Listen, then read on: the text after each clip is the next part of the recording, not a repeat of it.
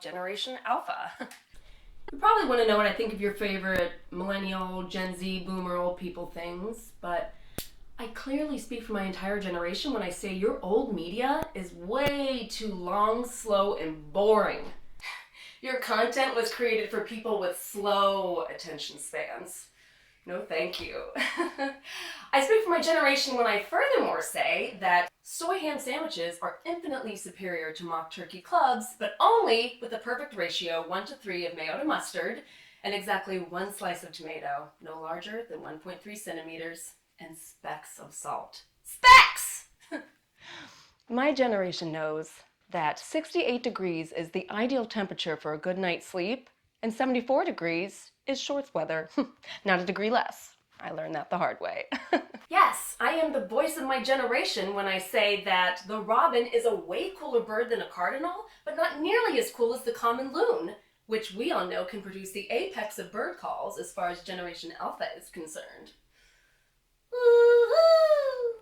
Just ask me. Blue over yellow, red over blue, green over white. And if you're still so out of touch that you can't figure out what's going on here, then all I have to say is, okay, boomer.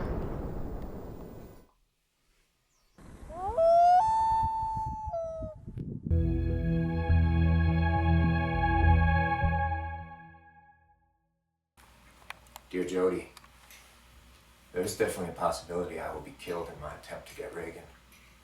It's for this very reason that I'm writing you this letter now. As you all know, by now I love you very much. Over the past 7 months, I've sent you dozens of poems and letters and love messages in the faint hope that you could develop an interest in me. And although we've talked on the phone a couple of times, I never had the nerve to simply approach you and introduce myself. I'm very happy that you at least know my name and how I feel about you.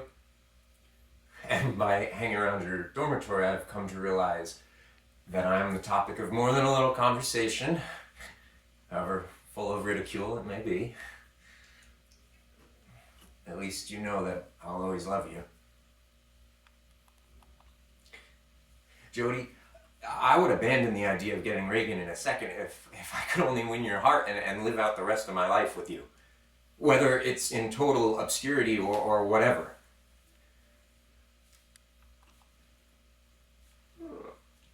I simply cannot wait to impress you anymore. I have to do something now to make you understand in no uncertain terms that everything I'm doing is for your sake.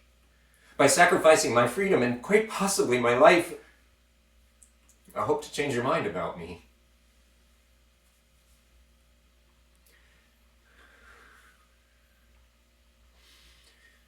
This letter is being written only an hour before I leave for the Hilton Hotel. I love you forever. John W. Hinckley.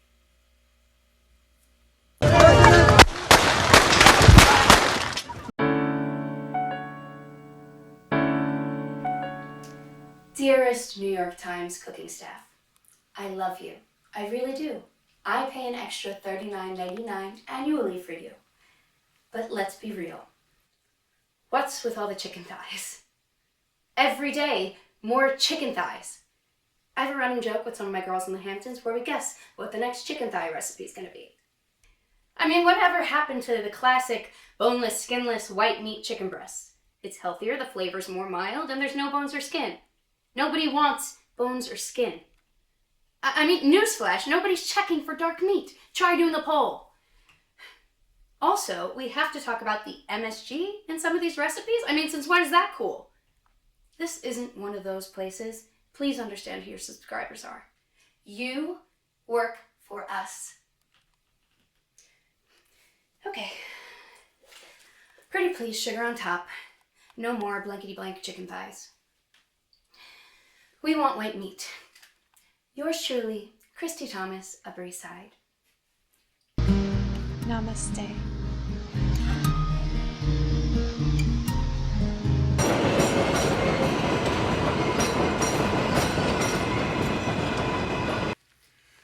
Detective Sean H. Donowitz, NYPD. Been on the job 23 years now.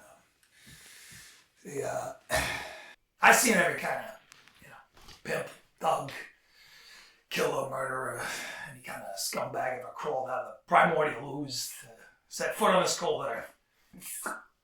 And all these years, all these terrible things I've seen, there's one thing that has become abundantly clear as the blazing midday sun.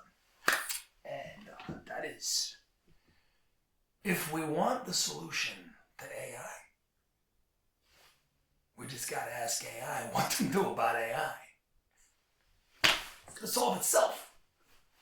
Case closed.